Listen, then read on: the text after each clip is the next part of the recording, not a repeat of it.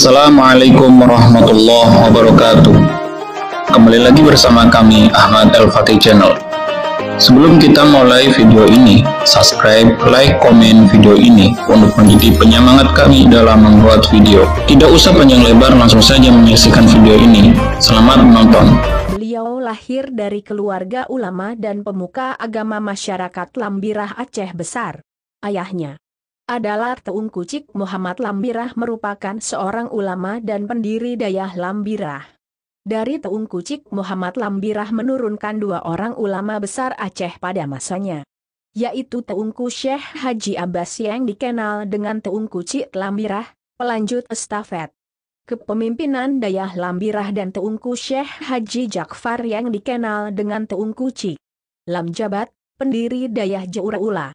Semenjak kecil Teungku Abbas Lambirah telah dididik dan dipersiapkan oleh orang tuanya untuk menjadi seorang ulama dan pengayom agama di wilayahnya.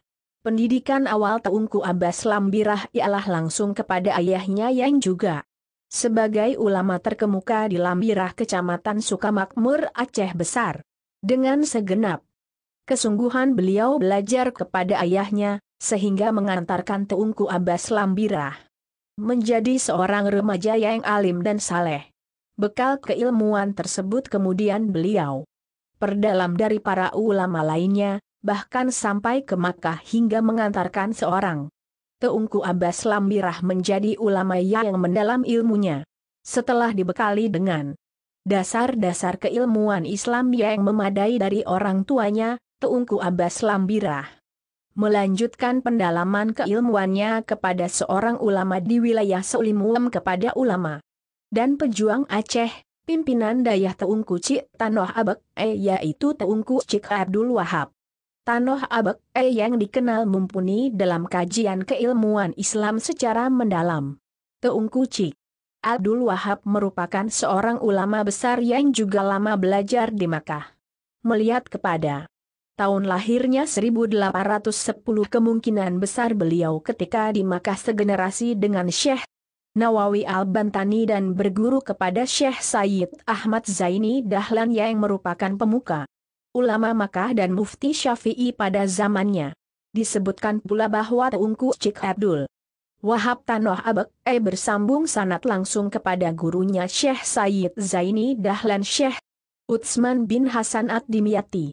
Selain sebagai seorang ulama, Teungku Cik Tanoh Abek juga pejuang dalam Perang Aceh. Beliau, Teungku Cik Ditiro, Teungku Cik Kutakarang, dan Tengku Panglima Polem merupakan tokoh kunci dalam Perang Aceh 1881, 1891 dan pada tahun 1894.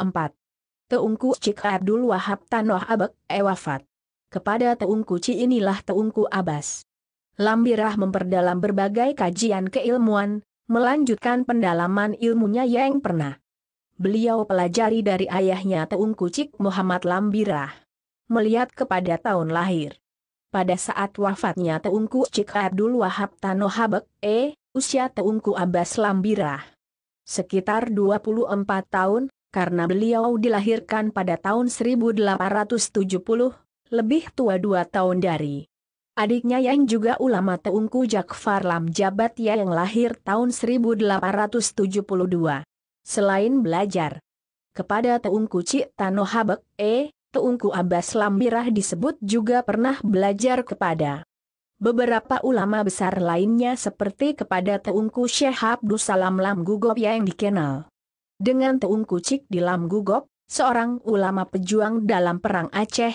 Beliau dikenal dengan kealimannya dalam ilmu mantik. Kealiman Teungku Cik Lam Gugob dalam ilmu mantik sama dengan penguasaan Teungku Cik Lam Paloh dalam bidang tafsir.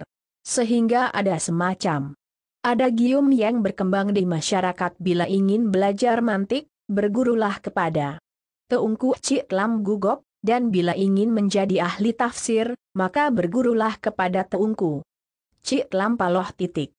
Yang telah menonton video ini. Sebelum mengakhiri video ini, kami meminta maaf sebanyak-banyaknya. Jika ada kritik dan saran, baik terjemah ataupun yang lainnya, silahkan isi kolom komentar untuk menjadi koreksi kami dalam membuat video. Kami juga menerima pertanyaan-pertanyaan masalah fikih yang insya Allah kami jawab dengan pendapat para ulama yang terkandung dalam kitab-kitab kuning di pertemuan berikutnya. Jangan lupa like, subscribe, dan share video ini, serta follow akun IG kami dengan nama Kata Bijak Doa. Akhir kata dari kami, wassalamualaikum warahmatullahi wabarakatuh.